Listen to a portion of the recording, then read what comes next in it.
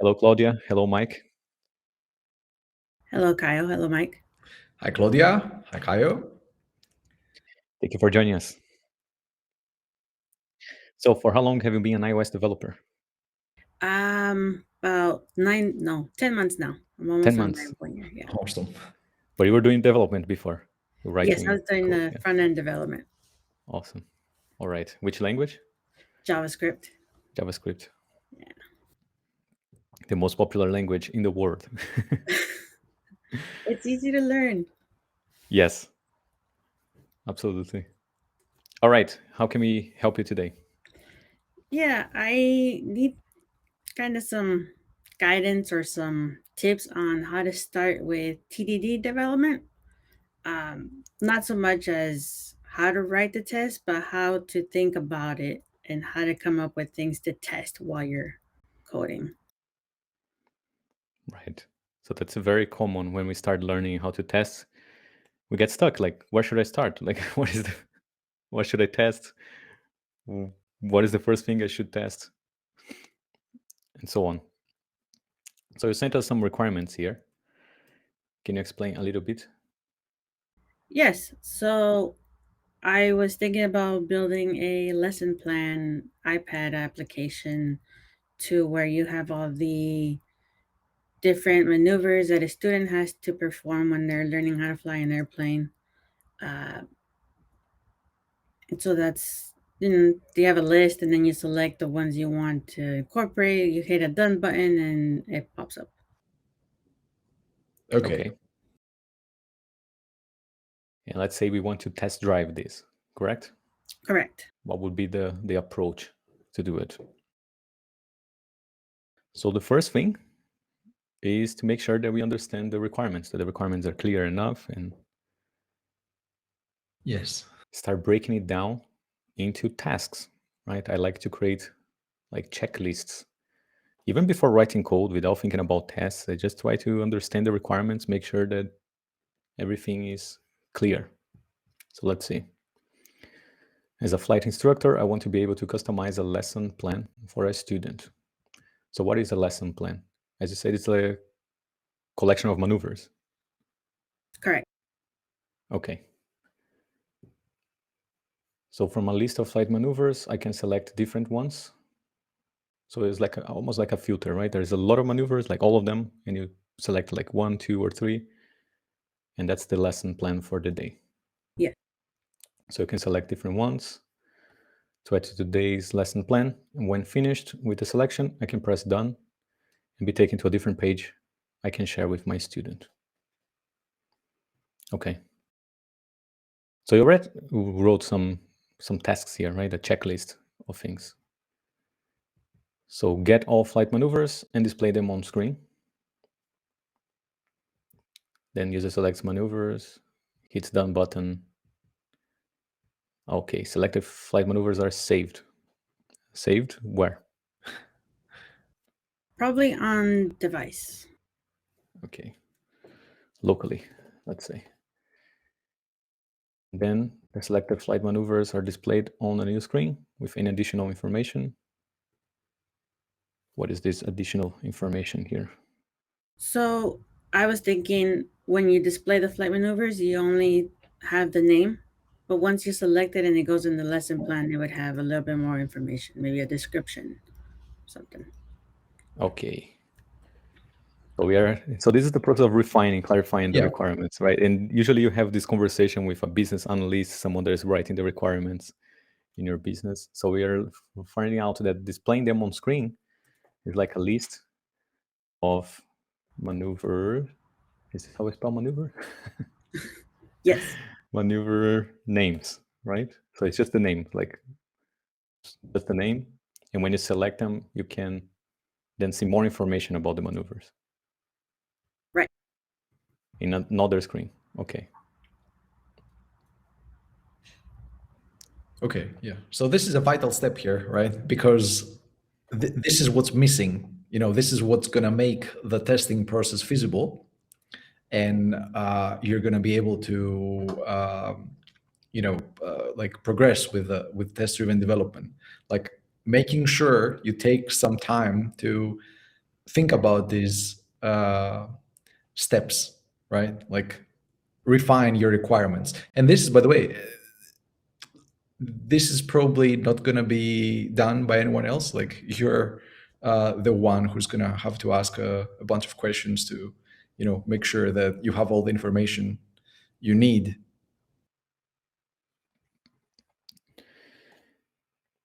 All right. So we need to start asking questions like get all flight maneuvers, like from where? From an API, from a local database, from a predefined list? Yeah, let's say they're going to be on an API on the back end somewhere. Mm-hmm.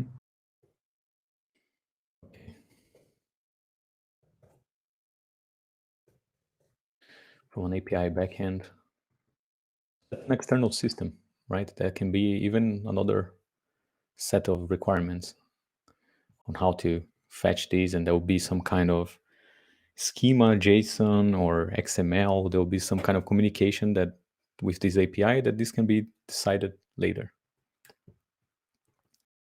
Because there's a lot to unpack here. It seems like just a few steps, but like you can break these steps into more steps, and that's the breakdown of tasks I'm talking about.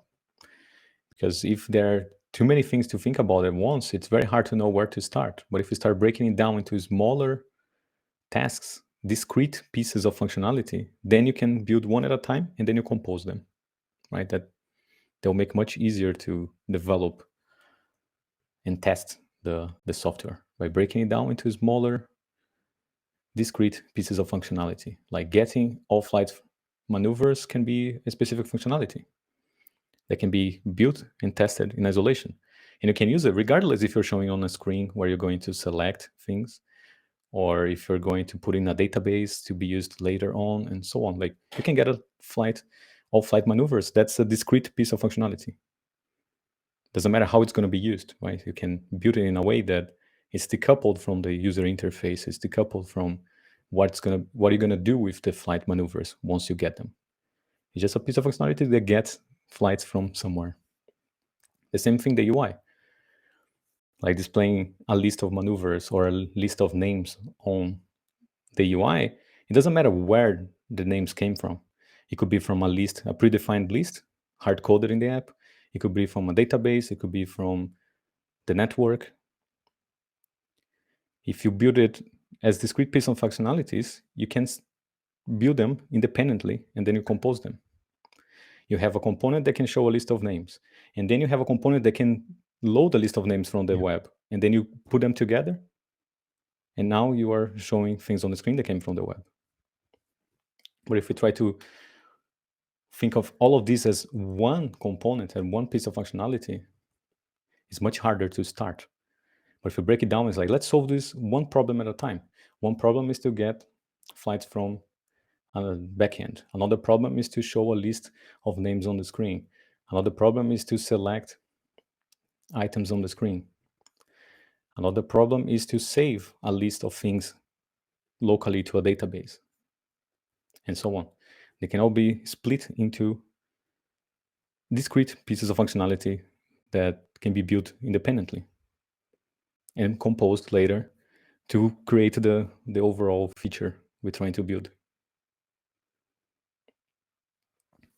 Does it make sense what I'm saying? Yeah. Yeah, so you kind of think of them as little separate modules. Doesn't matter how it all works. Let's just say it works by magic for now.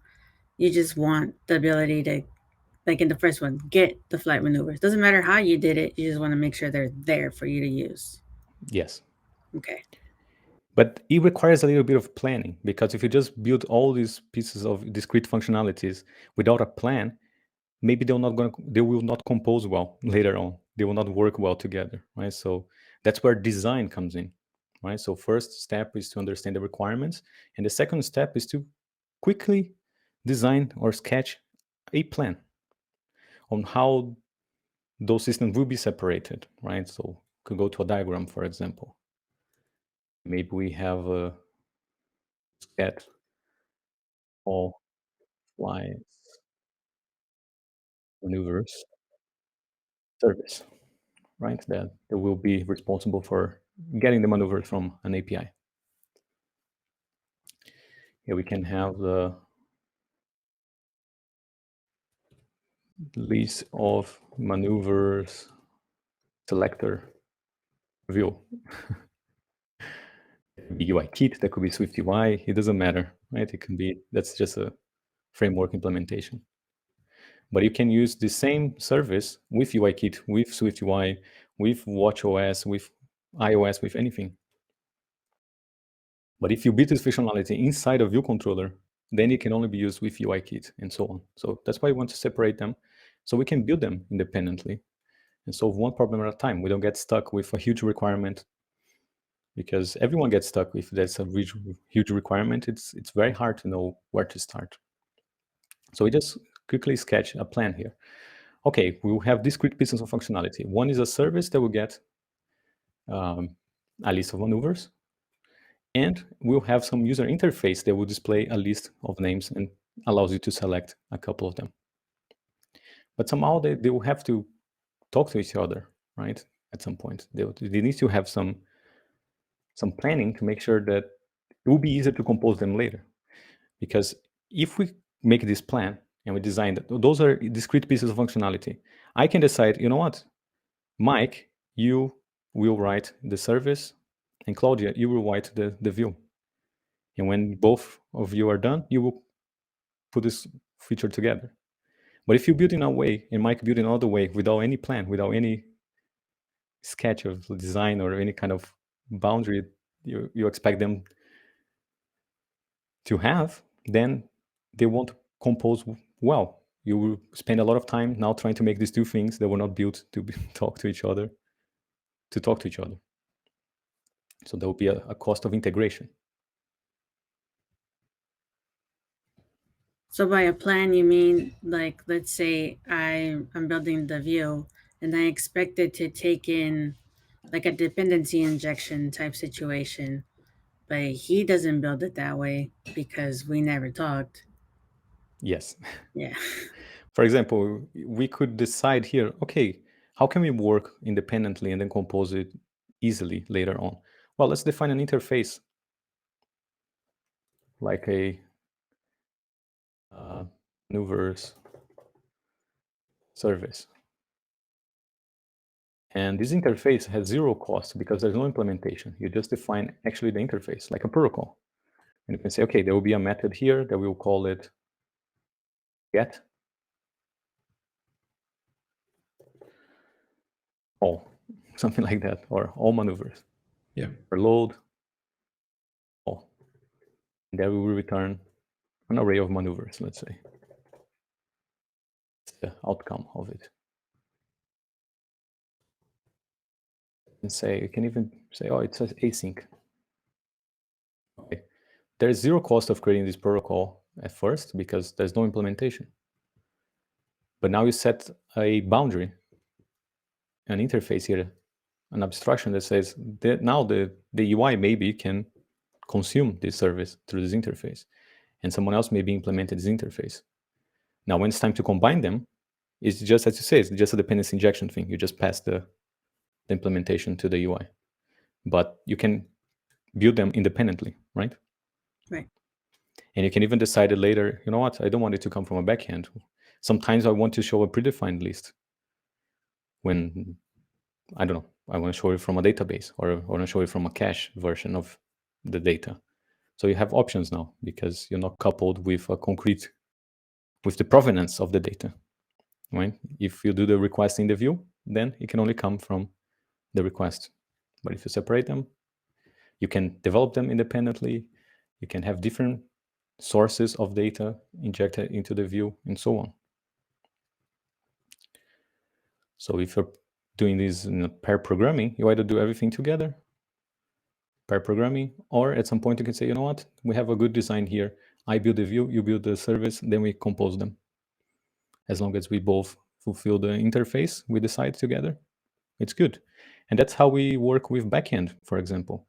We talk to the backend team and say, okay, you make a request to this endpoint, passing this specific data in this format.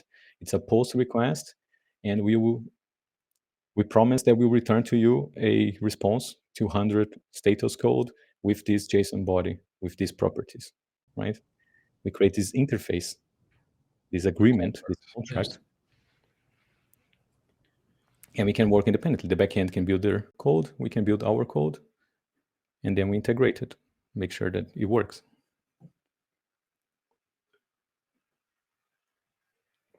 Just like we mentioned here, saving locally. Also create a maneuvers repository, for example. And say like save a list of maneuvers.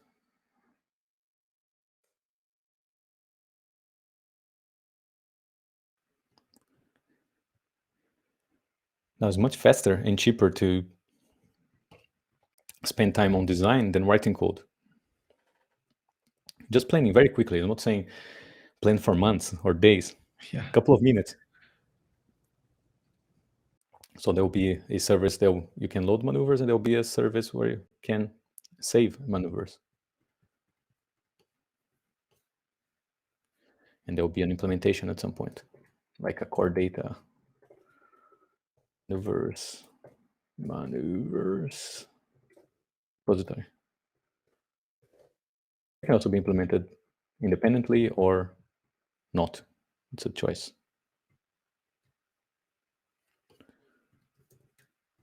So those implement the interfaces, and something in the UI will consume the interfaces.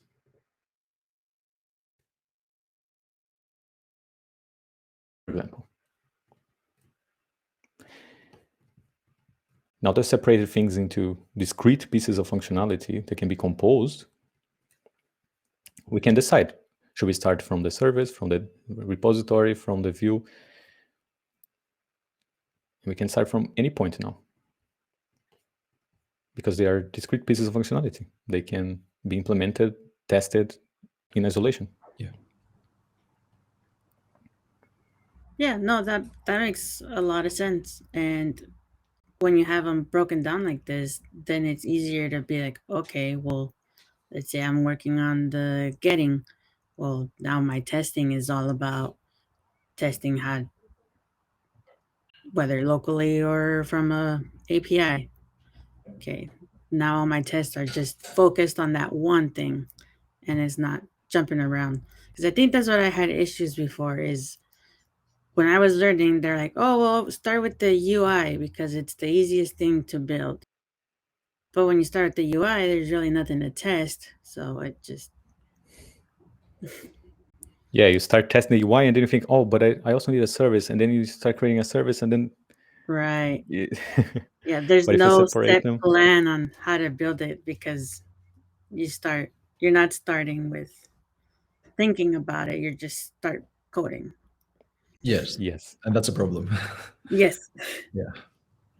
So a well-designed system is formed of small, composable components that do one thing well. You know, this one deals with the UI, this one deals with the backend communication, this one deals with the core data syncing, and that's it. So any complex system can be made out of small, composable components. They are very simple, but it's a choice, right? We can, of course, we can decide and say, no, what, you can build the largest app you ever think of in one file, or we can split it into small, discrete pieces of functionality that can be composed, right? It's a choice. I recommend splitting up things. It will be much easier to test, to maintain it over time, to scale it, to have more people in the team working together. So a complex system can be built out of small composable components that together they form a complex system. They fulfill the needs of a complex system. But if you split them apart, you can deal with each part of that complexity in isolation. And each part of the complexity is simple. Simple to test, simple to change, to develop, to maintain. So I usually start with a diagram. And I choose, once I have a design, then it's like, okay, I'm happy with this. Like, doesn't mean that this is how it's going to end up, because I don't want to spend months here deciding what is the perfect design. We could spend years here, and things can always be better. But I just want to have a quick sketch to start. And as I'm developing it, I see that, okay, this design is not great here, or it's hard to test this here, I start adapting this. So we spend a few minutes deciding a quickie plan, like designing is planning, planning for execution. So we do a quick planning here and then start implementing. So first step, make sure the requirements are clear, then sketch some plan, some design.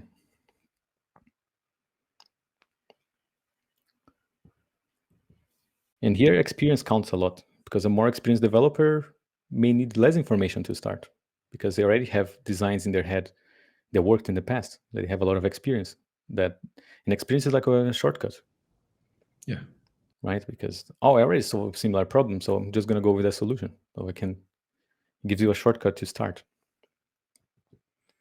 But less experienced developers will need more information to start, will take more time, and that's fine. That's how things are. So let's say we want to implement the user interface here. Like the list of maneuver selector UI.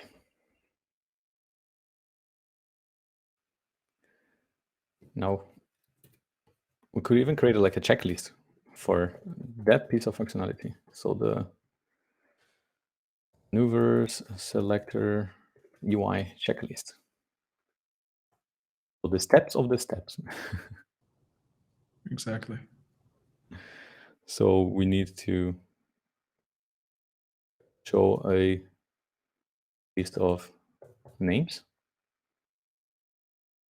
for me to handle. So every time we have a collection of things, like list of things, you need to handle the 0 case, the 1 case, and the many case, right? What else does the UI needs to do? Select. Yep. A maneuver.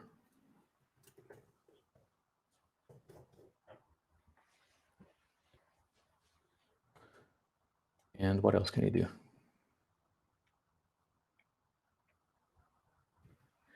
Now see that now we have the select flight maneuvers are displayed on a new screen.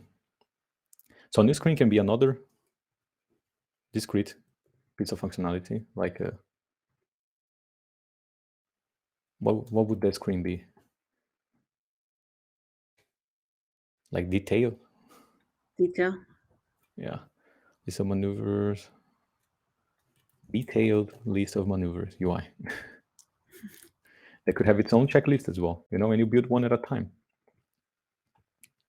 So this one, you can show a list, you can select maneuver, and that's it. You can have the detailed maneuvers UI checklist. Shows a list of maneuvers. What kind of data do we need to show here? The name, some kind of image of each one of them, because then you have more details, right? Yeah. Yeah. Descriptions and so on and so on and so on.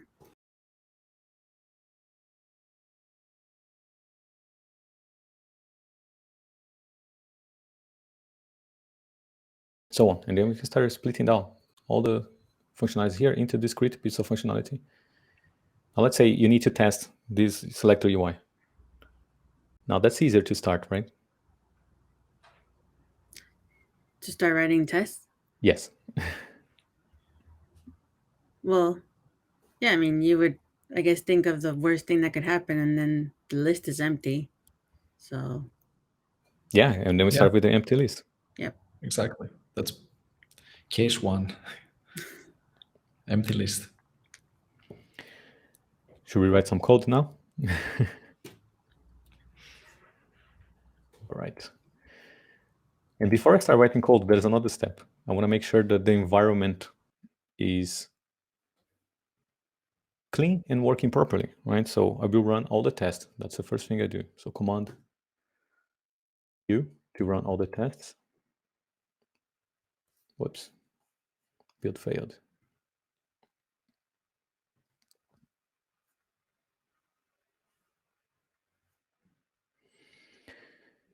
File cannot be found. UI tests. Do we have UI tests?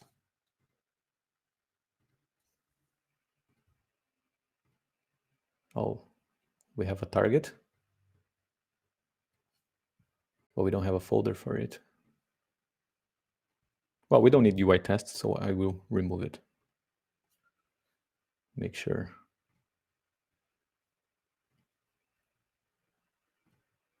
My scheme is clean as well. Tests. Yes, that's it. Okay. Command U again.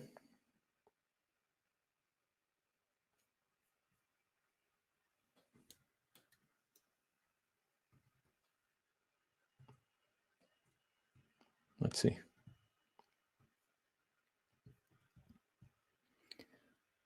So what I'm looking for here, are all the tests passing? In this case, it's an empty project, right? So there are no tests. But if you have a big project, I want to know, are all the tests passing? Are they fast? Because we want fast feedback when doing test-driven development. And if everything's good, then we start. If not, we need to fix the environment. Like we had a build error, now it's fixed.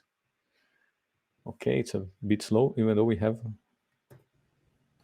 two tests. There are what two is tests. it? There's a performance test here that we don't need. Let's clean up everything. Okay. That's faster. Great. Yeah. And finally, we start the red-green refactor TDD process, right? So as a recap, we first understand the requirements. Second, we plan very quickly, design some sketches, and then we make sure the environment is clean, everything's working properly. Then we start. Doesn't mean we should take days to get to this stage, right? As we said, this should be a couple of minutes that you plan. Depending on experience, this can be very quick. All right, first test. Let's see a fading test. Make sure. Caio. Okay. And you can pass. Great. So what is the first thing you want to test? Our list. So Show we're list. going to test the empty list, right? Always start with the simplest. In this case, empty list. Test empty list. So remember the format we follow, given, when, then. So what we need to say, what is the scenario that replicates an empty list? So it would be, well, there could be different scenarios. It could be that the network is non-existent, so they couldn't get from the API. Right. So from the point of view of the UI, it doesn't matter the reason why, if it was the network error or not. It just there's no API here. It just right? matters that there's an empty list somewhere. And since we are implementing the user interface, we need a view, a UI element here. Our system under test. What are we testing here? Let's think about that. So somehow we just got an empty list. So it just gave us an array, let's say, of nothing. But what is the system under test? It's a view or a view controller, right? So we would be testing, yeah, like a model. It could be. We could test the view model. We could test through the UI. We can test the Swift UI view or whatever. Let's start with a view controller. It's simpler here. Let's say we have a, how do you call it?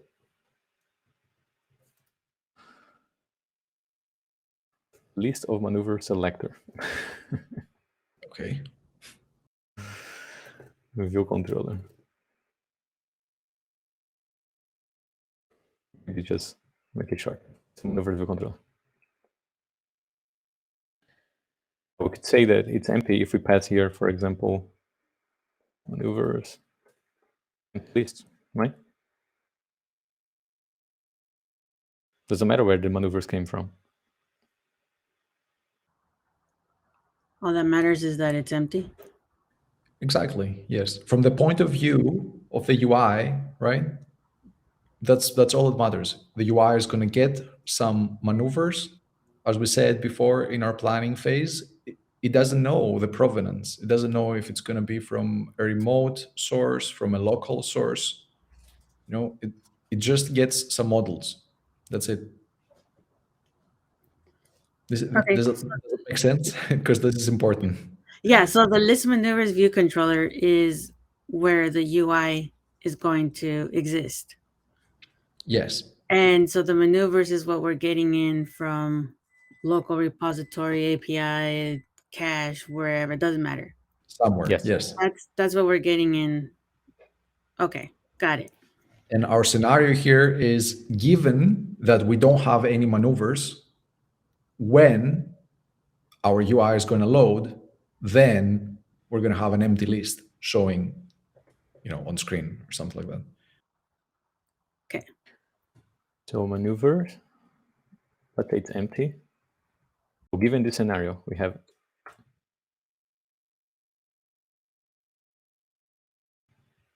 what's maneuvers? Yes, we have no maneuvers, like empty. What should happen? Then we should have what? An empty list. Yes, an empty list, an empty screen is empty. Awesome. Yes. And we load the view. We have an empty screen, right? Yep. So one thing at a time. First, we need to create this class because it doesn't exist. Yeah. This is part of the TDD process. We have a build error. We stop until we fix it, right? So here, this type, list maneuvers view controller, does not exist. We create it until we can build. Now we need to define what is a maneuver, right? Because there's, I'm saying here, it's an empty list, but an empty list of what? I need to say it's an empty list of maneuvers, an empty list of maneuver view models, an empty list of strings.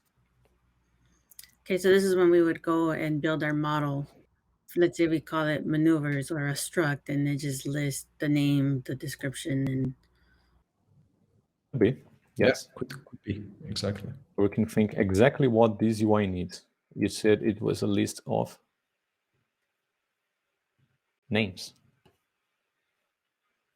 Now we could decide to just pass literally a string, because the string will be represented by a string. Now this view controller can show any list of strings. You can reuse this list of strings anywhere. Or I can say, no, I only want to show maneuvers. Then we create a model for it. But you're free to decide, I want to use a list of maneuvers, or I want to use a list of strings. in this situation, or any really, do you always want to start with the simplest form, which would be a string, or do you want to build what you would actually have at the end, which would be the struct? If I know I will end with a struct, maybe I will start with a struct. But here we have a case where we could say that an array with string is all we need, and we don't need a struct ever, right? this is a reusable component, I wouldn't even call it list of maneuvers. Now it's just a list of anything, any of a list of strings, right? We have a choice here. So if this was something that maybe I wanted to use in the app as a list of, I don't know, students or something later on, would it be better to keep it as just a generic string list at this point? Knowing that you're probably going to reuse it later? So that's the thing about software development, right? It's creative work. We can do whatever we want. And so based on the plans you have for the application, based on the requirements, based on the backlog of requirements you need to implement in the future, all of this will influence the decisions we make now, right? Because we want to fulfill the current requirements, but also facilitate future requirements to be entered later. If you're saying that I also want to have a list of students and it's just their names and the UI is going to be the same. So maybe I can already create a list that can show anything, like a generic thing, right? So this is only possible because we started splitting things into discrete functionalities. Now we start opening possibilities. Oh, I can reuse this list for students as well. Like that's the benefits of creating small, distinct piece of functionality because they can be reused as well. Right. So if you have this need, I would start creating a generic list of things. It's like a generic list that you'll be reusing across your application. Why not? Right. Why don't we start there? It's the simplest thing to start. And at the same time, it will allow us to implement new requirements in the future easily. So we can even call these items now, like this. Now those items can be list of students, maneuvers, and so on. And if you have a list of maneuvers,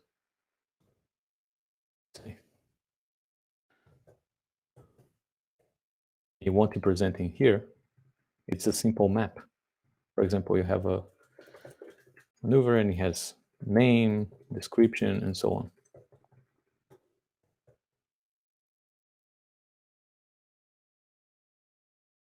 If you want to present it in this list, it's a simple map. Convert a list of maneuvers into a list of strings. Right? If you have a list of students, it's just a matter of getting the student name or whatever property you want to show in that list. But we don't need this now. It's just showing how this list can be used. A list of anything, you just map that list into a string, a list of string. All right. So we need to be able to pass here items.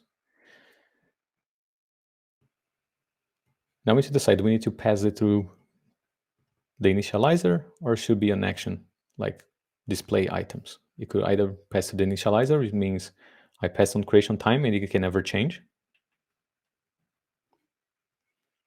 Or I can have a function.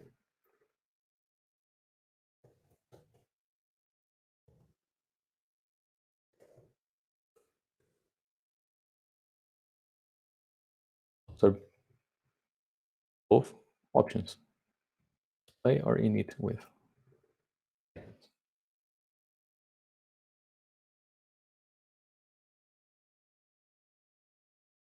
Well, and either one would work in both situations. So I guess it's just a matter of preference at this point. Yeah, it depends. If you will have the items at time of creation of the list view controller, that's fine. But if you will present the view and the items will come later at some point, then you need to pass it afterwards, right? Okay. So that's the difference.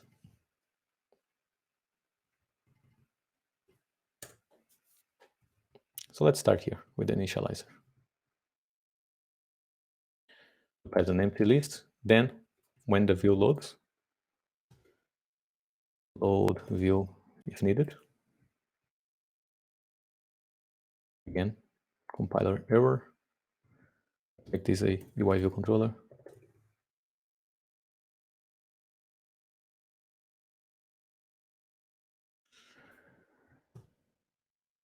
Problem now. Oh, gonna make it a convenience in it.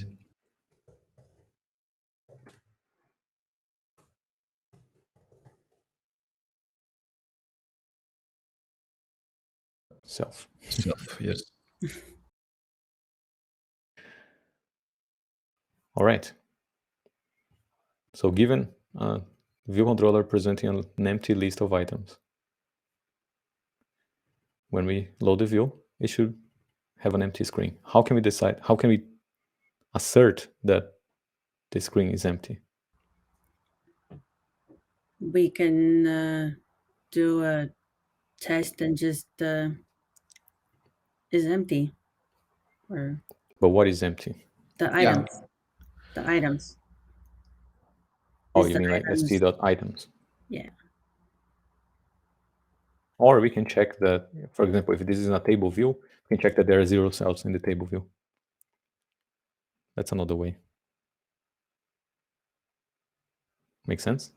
So if it's in the table view, you would just check to see if the count was 0 of the. Yes, exactly. Because we would have to somehow represent the list in a visual way, right? So we would use like a table view or a collection view, something like that. So I think it makes sense to check the count, because that means that, like, if the count is 0, then you have no models, right? Correct. Yeah. And what is the method? Is number of rows Yeah. in section 0. So Yeah. assert equal should be 0. Our RTD doesn't have a table. So we can make this a table view controller rather. Boom. Passing. So we have our first test, the 0 case. And we don't need the comments. That's just to help us get started. So 0 case, done. And we did a bit of designing as well, changing a little bit. You know what? We don't need a list of maneuvers. We need a list of strings. For now, it's working. Maybe we change our minds later. Yeah. And this is, by the way, this is called the degenerate case, like where while doing TDD, we're supposed to see a failing test first, right? But here the test passed. It's green. We didn't see a failing test, right? But that's because of of what we're testing, right? Which is like just empty, nothing. We're testing the do nothing thing. Yes, exactly. There's no behavior. Yeah. We got a bunch of, let's say, failing tests as build errors. That was Yes. as we were designing, and we have the type system also helping us do the right thing. Exactly. So we get the feedback from the type system plus the tests testing the behavior, right? And a combination of the types and the behavior checks will give us confidence that we are doing the right thing. We got some failing tests in the sense of type checks that failed, and we were correcting the code until it compiles and it passes the test. And this is also production code. This will go to the production folder. This is not test code. This is the production code. This is the actual view controller that we will use in production.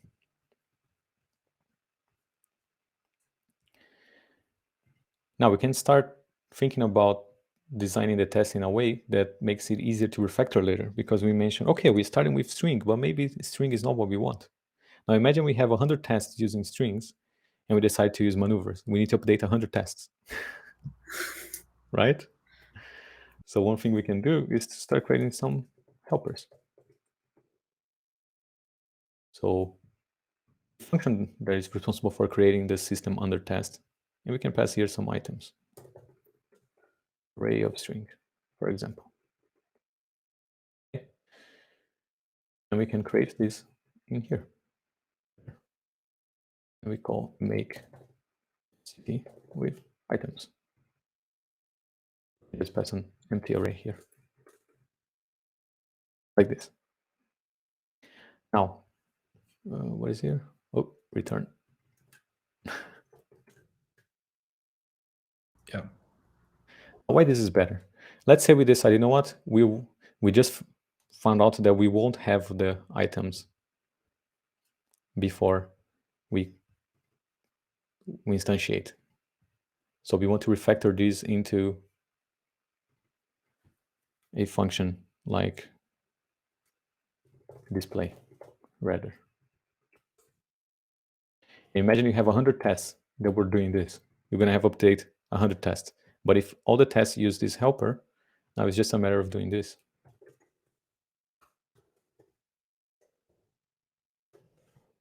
And all the 100 tests are updated without having to change everything.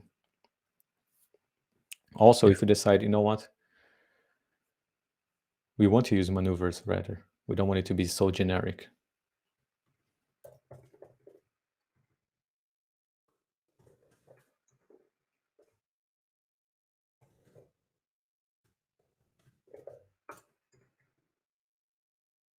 Then we still pass an array of strings, but we will map into maneuver.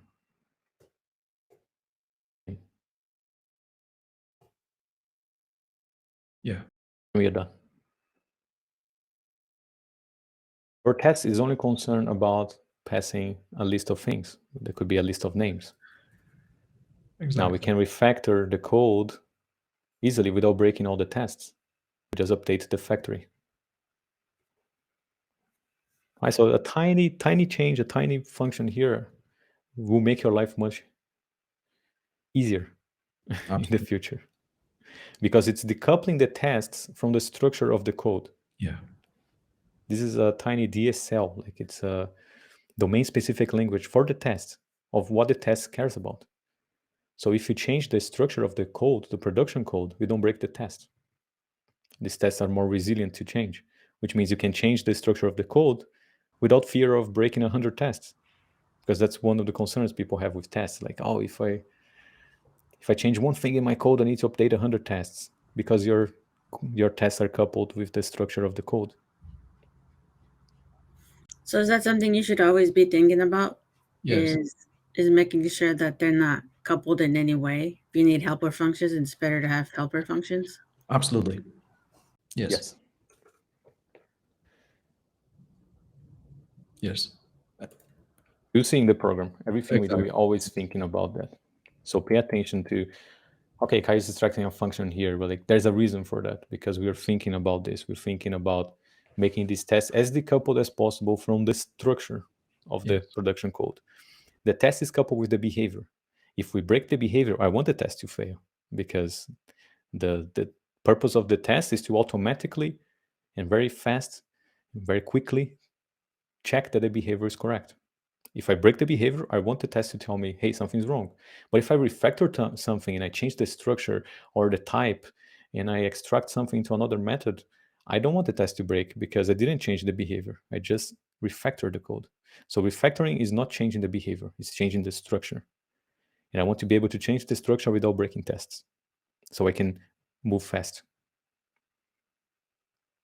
That's part of the third step of the cycle, red, green, refactor, right? So you always have that. You always need to be aware and conscious about that. All right, let's move to the next test. It will make more sense as we progress. One item.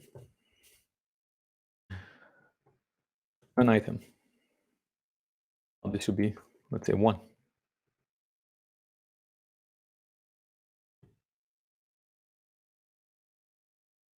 Okay, it's failing. So that's the process, red, green, refactor. So we see failing tests, like a build error. You need to think about the types, about the structure.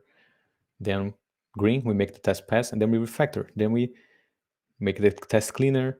Then we decouple the test from the structure of the code. So we focus on the behavior. Yes.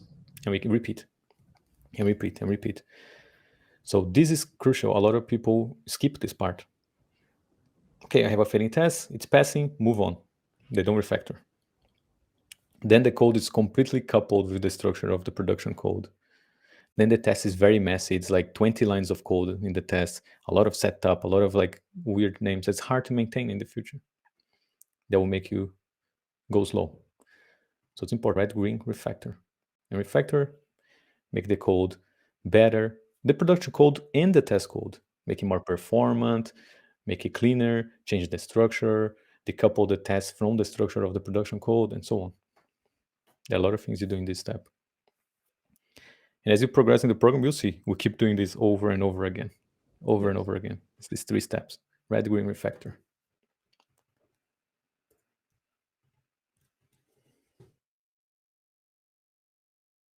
Right. Let's make this test pass now. So what do we need here? We need to implement number of sections in table view, and we need to return No, it's the number of rows. number of rows. And we return items count. Means we need to capture this somewhere. Items string. Whoop.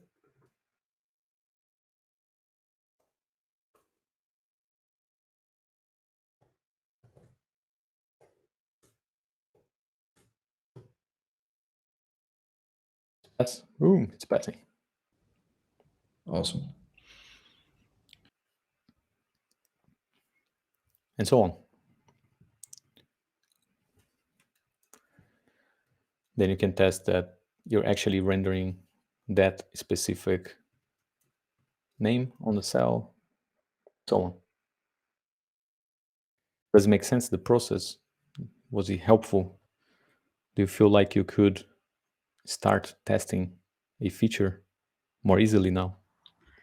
Yes, yes, because I had never done the diagrams before or any planning before coding. It was always just in my head, and things are always changing or I forget something.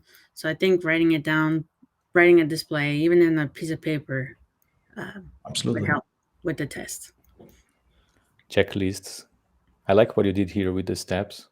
Yes. And you can now break it down even more, separate into discrete pieces of functionality and build one at a time, and break it down even more inside that subtasks.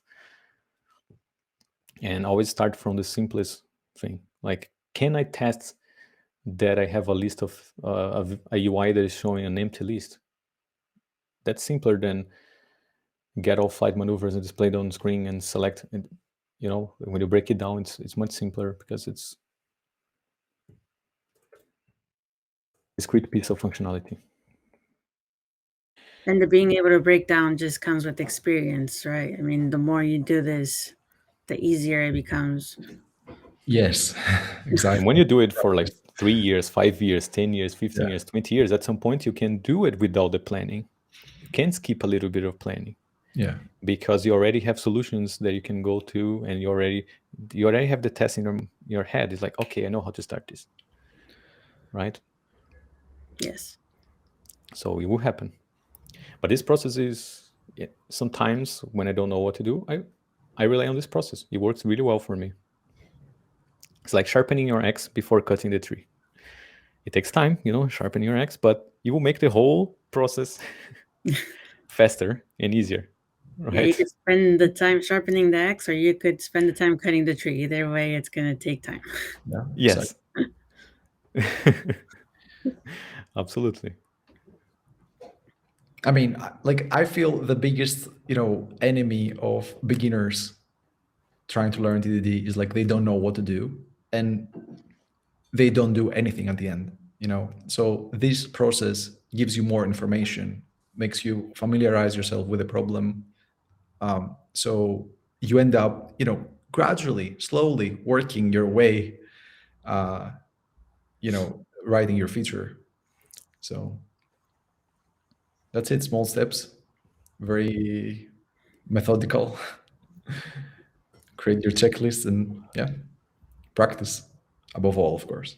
Yeah, it's gonna take some practice, but at least there's a process I can follow with the requirements and then the steps, and then breaking down the steps into small steps. Yes. Yeah, it's a skill. Yeah, Yeah. separating as much as you can from everything else. Exactly.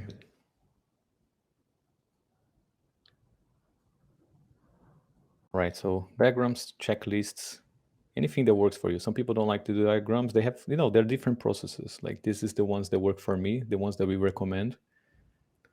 Whatever works for you in this, how you break down requirements. And then red, green, refactor. Don't forget to also refactor the tests. Yes. The refactor is for both the production code and for the test code. So in the refactor, some things to kind of keep in mind are duplicate code, decoupling the test from the actual production code, and then Performance. performance. And Yes. things like that. Yes. Like you make an implementation that's super naive and not performant, but the test is passing. Now you can try to make it more performant. And if the test still pass, fantastic.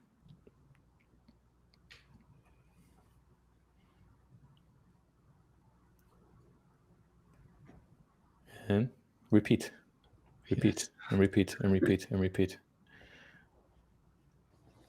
And it will become like second nature at some point.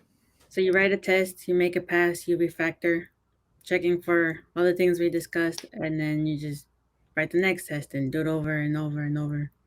Yeah, until you're done with your checklist. You're done with the checklist, you build the other piece of discrete functionality. When you're done with that checklist, you compose them. One thing at a time. And you're never stuck. That's the good thing. You're never stuck. You always know what the next step is. What is the next step? And what is the next step? It's like a game, you have a checklist and you go one by one. One quest at a time. Yeah.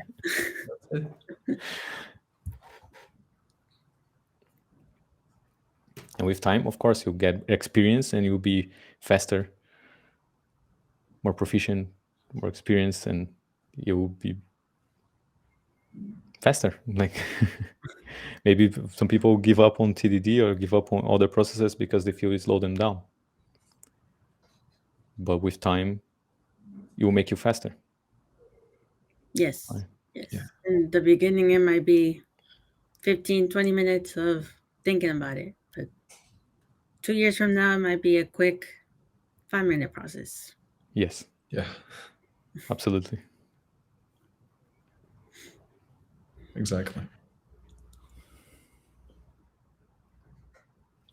That's good.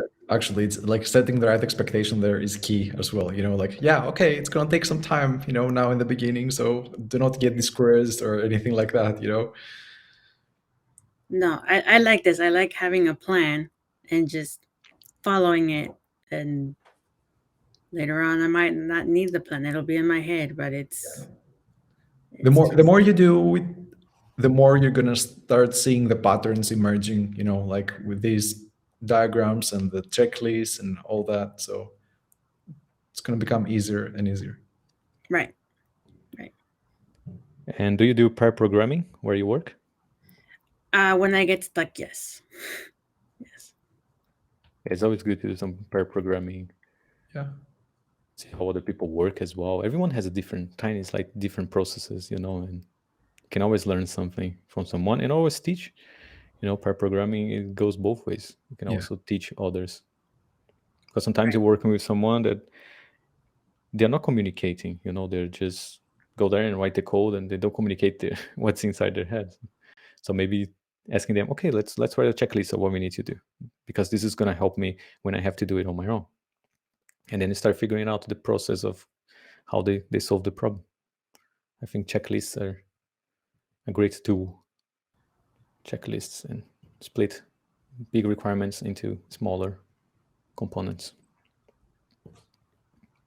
Shouldn't take a long time. It's worth it. At the end of the day, it's going to save you time. For It's an sure. investment. Yeah. Do you have any other questions about this process? No, I'm just happy it finally makes sense and about how to do this, how to get started. Awesome. Now time to practice. Yes. Let's practice. And if you have more questions, of course, that will happen as you start practicing. Come back. Yeah, absolutely. Yeah, no. Thank you both. Yeah. Thank you. Thank you, Claudia. Thank you. Bye. Bye. Take care.